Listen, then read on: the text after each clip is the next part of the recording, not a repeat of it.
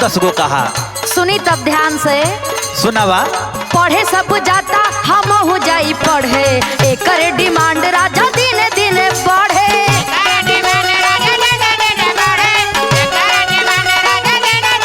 अच्छा अच्छा सुनी ना। पढ़े सब जाता हम हो जाई पढ़े, एकर डिमांड राजा दिन दिन बढ़े। अच्छा अच्छा 10 बजे ले सुतेलू गोरी, 3 बजे खाना बनैबू कपारे काढ़ी भी अइलू, पढ़े के काढ़ घियलू।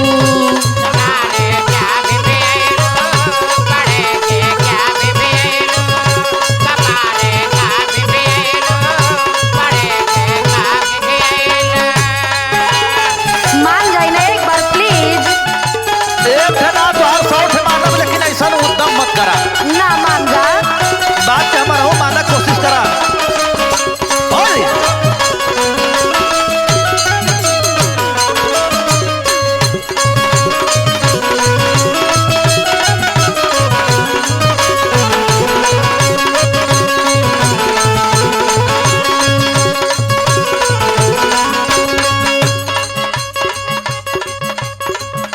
एगो बात तनी हमार ध्यान से सुनी।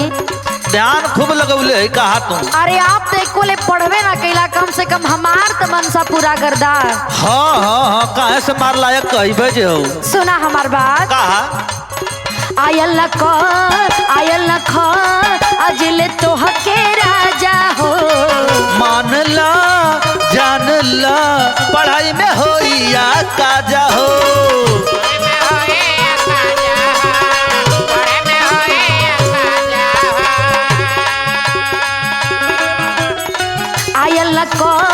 आयल न ख अजले तो हके राजा हो।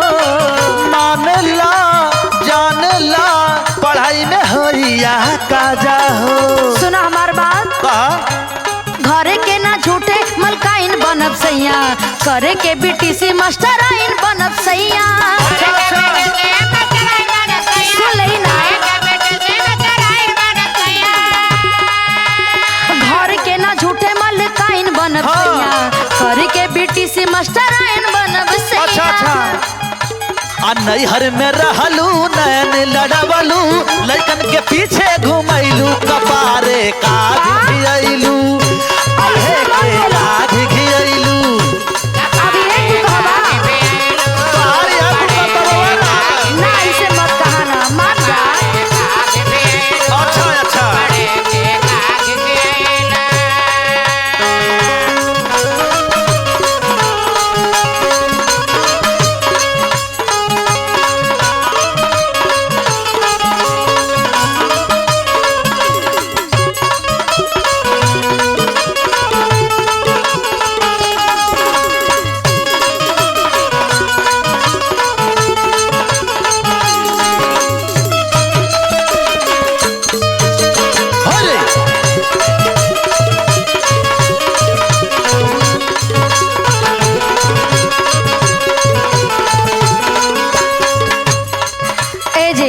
कहा जी।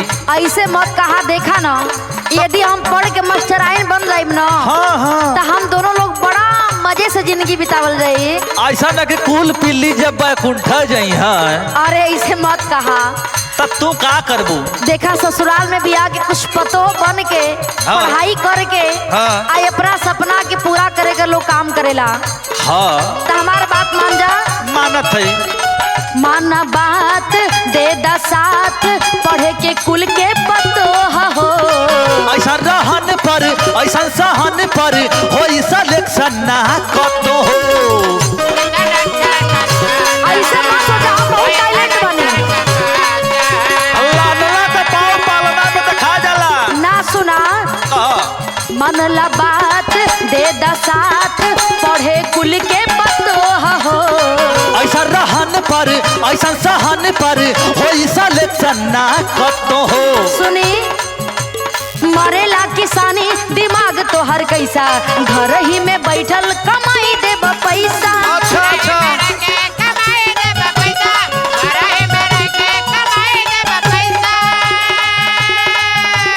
मरेला किसानी दिमाग तो हर कैसा, घर ही में बैठल शशि विशाल के माथा खैलू सपने में नौकरी पैलू कपारे का भी भिजैलू पढ़े के काज खियलू इसे मत कहा।